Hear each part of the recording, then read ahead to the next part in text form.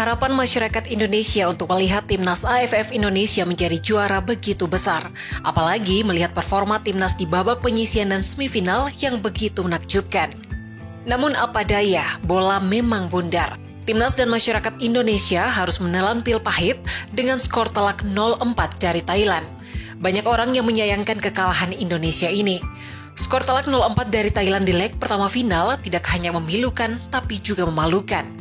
Salah satu akar soal yang disesalkan ialah keberanian Shin Tae-yong menurunkan pemain muda yang belum berpengalaman. Mental mereka belum diasah. Bahkan kebanyakan pemain baru itu mengaku gugup sebagaimana disampaikan Shin Tae-yong. Mereka baru merasakan hawa panas pertandingan di kancah internasional. Namun jika kita melihat lebih dalam, menatap lebih jauh, keputusan Shin memang cerdas. Cerdas tentu bukan untuk masa sekarang. Keberanian menurunkan pemain muda merupakan investasi jangka panjang yang perlu diwaspadai lawan. Apalagi tim Garuda Muda meleset di luar perkiraan. Mereka telah berhasil lolos dari lubang jarum hingga menembus ke final Piala AFF 2021. Di tengah melempemnya pemain senior Indonesia dalam konflik di PSSI yang berlarut-larut, Garuda Muda tampil dengan harapan baru. Meski kalah telak di leg pertama, namun semua ini adalah bagian dari proses penempaan mental dan psikologi pemain. Semakin sering ditempa, mereka akan semakin matang. Ini bukan bahasa penghibur, sekali lagi bukan. Mental, skill, dan karakter para pemain muda sekelas Messi dan Ronaldo sekalipun dibentuk melalui proses yang panjang bahkan terjal. Ini memang duel tak seimbang antara junior dan senior. Timnas Indonesia masih dalam proses menuju kematangan, belum sepenuhnya matang. Indonesia dihuni skuad yang didominasi pemain muda. Ada 3 pemain paling muda, yaitu Elkan Bagot, Hernando Aris Sutaryadi, dan Ramai Rumakiek. Sedangkan pemain paling tua yaitu Victor Igbonevo, 36 tahun. Bek Persib ini pun belum main sama sekali di skuad Indonesia sekarang. Adapun rata-rata usia pemain timnas Indonesia yaitu 23 tahun. Bagaimana dengan Thailand?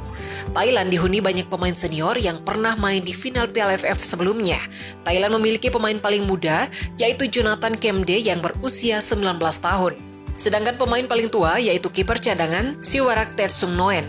Pemain kelahiran 20 April 1984 ini sudah berusia 37 tahun. Rata-rata usia pemain Thailand yaitu 27 tahun. Jadi memang benar bahwa Indonesia versus Thailand ibarat junior melawan senior. Dengan komposisi pemain senior, pasukan Gajah Perang Thailand menunjukkan sebuah skema permainan yang berlapis-lapis dengan pergerakan cepat dan mobilitas tinggi. Selain itu, eksekusi dari Tirasil, Dangda, dan kawan-kawan juga sangat rapi dan disiplin, sehingga transisi dari menyerang ke bertahan sangat bolos. Permainan kolektif tim Thailand membuat para pemain timnas Indonesia kebingungan dalam memilih langkah antisipasi. Meski demikian, harapan untuk Garuda juga disadari pelatih klub Liga Thailand, Seksan Siripong. Ia menilai timnas Indonesia bakal jadi kekuatan mengerikan dalam 2-3 tahun ke depan. Ia memuji pengaruh Shin Tae-yong dalam memoles para pemain muda yang dibawanya. Seksan Siripong melihat justru ini jadi modal bagus buat timnas Indonesia dalam membangun tim di masa-masa mendatang. Fakta bahwa timnas muda kalah di leg pertama masih dihayati sebagai investasi masa depan dalam revolusi sepak bola Indonesia. Lalu, apa yang harus dilakukan pada leg kedua nanti? Kita sepakat bahwa kekalahan leg pertama adalah investasi dalam penempaan mental dan skill pemain. Investasi besar ini harus dievaluasi secara matang. Apa yang mesti dilakukan pada leg kedua harus belajar dari kekalahan leg pertama. Lantas, apa saja kelemahan Indonesia di leg pertama? Pertama, gol cepat Thailand sumber bencana Indonesia. Pertahanan timnas Indonesia langsung mendapat serangan sporadis dari Thailand sejak peluit pertama dibunyikan. Peluang Thailand langsung didapatkan strikernya, beruntung ia melakukan pelanggaran handsball. Namun Thailand berhasil mencetak gol di percobaan keduanya. Laga baru berjalan 2 menit. Canatip menjebol gawang Nadeo Argawinata lewat tendangan keras kaki kiri Canatip Songkrasin. Pertahanan Indonesia seperti cukup longgar ditembus Thailand di awal laga. Gol itu juga membuat mental para pemain Indonesia jatuh sejak awal permainan. Cukup sulit membangkitkan mental bertanding melawan tim sekelas Thailand, bahkan kembali bobol 3 kali di paruh kedua. Kedua, pemain tidak tenang. Para pemain timnas Indonesia seperti bermain kurang tenang sejak awal permainan. Beberapa pemain masih tampil terburu-buru dalam membawa bola maupun memberikan operan ke rekannya.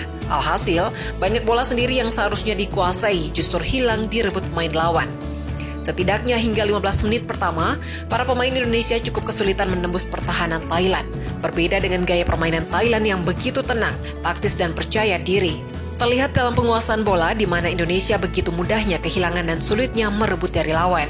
Kesempatan emas untuk mencetak gol sempat didapat gelandang bertahan Alfeandra Dewangga dalam sebuah serangan balik. Dewangga sudah dalam posisi bebas di depan gawang Thailand, namun bola sentakan kaki kirinya terbang jauh dari gawang. Kemudian di babak kedua, peluang emas Irfan Jaya terbuang percuma, padahal tinggal berhadapan dengan kiper Thailand. Bola dapat diantisipasi oleh kiper Thailand. Ketiga, akurasi tembakan dan umpan.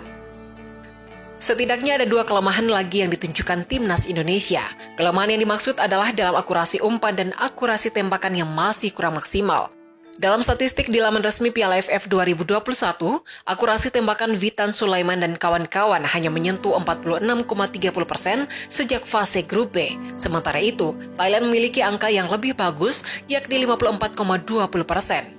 Karena itu, timnas Indonesia tak boleh lengah saat Thailand menguasai bola. Dengan akurasi umpan yang bagus, pergerakan pemain tanpa bola pun harus diawasi dengan cermat. Pelanggaran yang tak penting juga tak boleh terjadi kembali. Dengan penguasaan bola dan umpan yang bagus, bisa saja mereka terus memancing skuad Garuda untuk melakukan pelanggaran di dekat kotak penalti pada leg kedua nanti. Bagi Indonesia, misi yang dihadapi di final leg kedua memang jauh lebih berat. Tak sedikit yang menganggap ini adalah mission impossible. Namun Shin Tae-yong tak peduli akan itu. Ia tahu peluang Indonesia membalikkan keadaan amatlah tipis, tetapi ia berjanji timnya akan berusaha mati-matian melakukan yang terbaik di leg kedua mewujudkan harapan yang secuil itu.